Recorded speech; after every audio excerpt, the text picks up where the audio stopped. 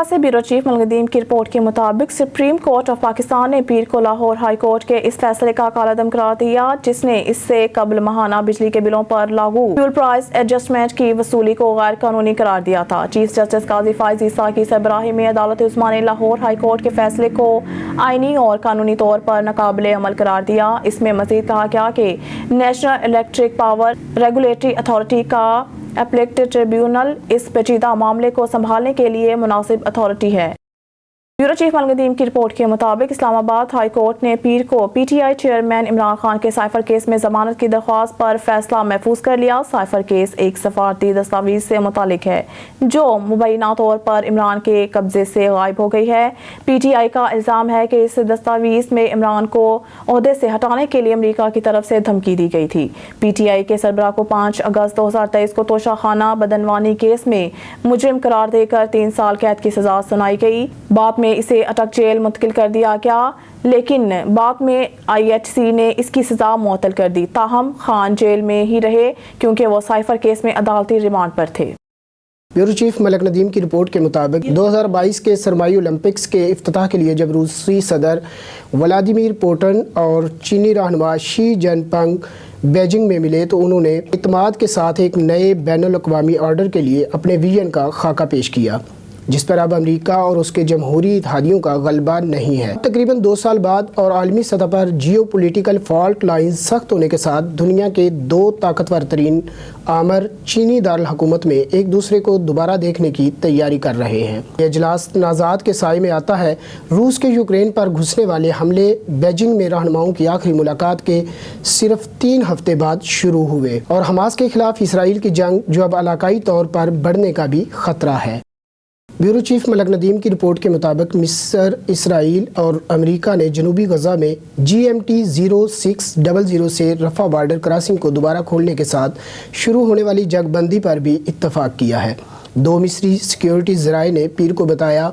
उनका कहना था कि जंगबंदी कई घंटों तक जारी रहेगी लेकिन इसकी सही मुद्दत के बारे में वाज़े नहीं है। उन्होंने ये भी बताया कि तीनों ममालिक ने इस बात पर इत्तफाक किया है कि रफा पीर GMT को 1400 तक एक रोज़ा इब्तदाई दोबारा खोलने के तौर पर खुला रहेगा।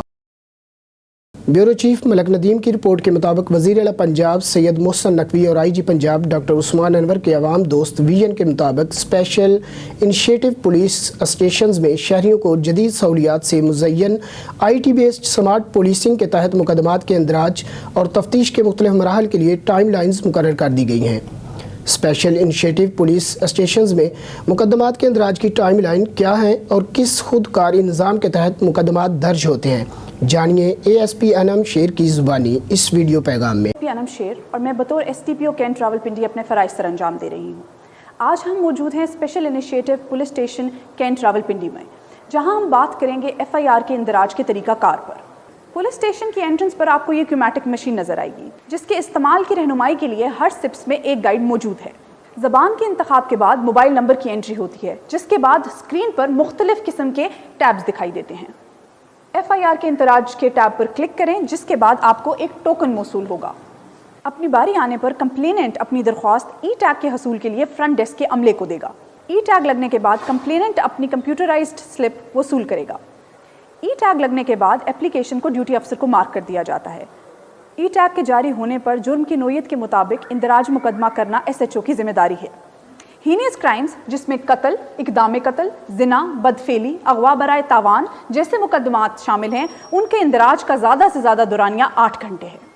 क्राइम अगेंस्ट प्रॉपर्टी जिसमें पर्स, कैश, मोबाइल छीनना, सरका आम, गाड़ी छीनना, गाड़ी चोरी करना, डकैती और राहज़नी के मुकदमात के इंदराज का ज़्यादा से ज़्यादा दौरानिया 24 घंटे है।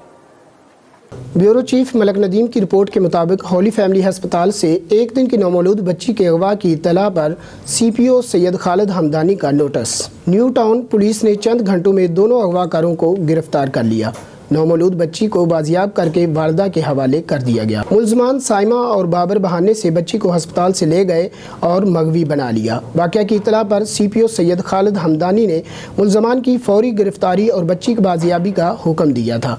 SDPO न्यू टाउन की सरबराही में मुल्ज़मान की गिरफ्तारी के लिए टीमें तश्कील दे दी गईं। पुलिस टीमों ने टेक्निकल और ह्यूमन इंटेलिजेंस ज़राए से चंद घंटों में मुल्ज़मान को ट्रेस करके गिरफ्तार कर लिया।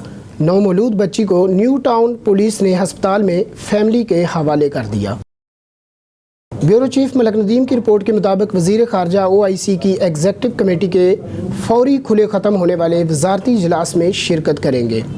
वज़ीर ख़ारजा जलील अब्बास जिलानी 18 अक्टूबर 2023 को जद्दा सऊदी अरब में मुनक्कद होने वाली OIC एग्जीक्यूटिव कमेटी के फौरी खुले ख़त्म होने वाले वज़ारती इजलास में शिरकत करेंगे। ये इजलास इस्लामी ताआवुन तंजीम ने गज़ा के बहरान और वहाँ के महसूर शहरियों की इंसानी सूरत हाल पर तबादला ख्याल के लिए बुलाया है।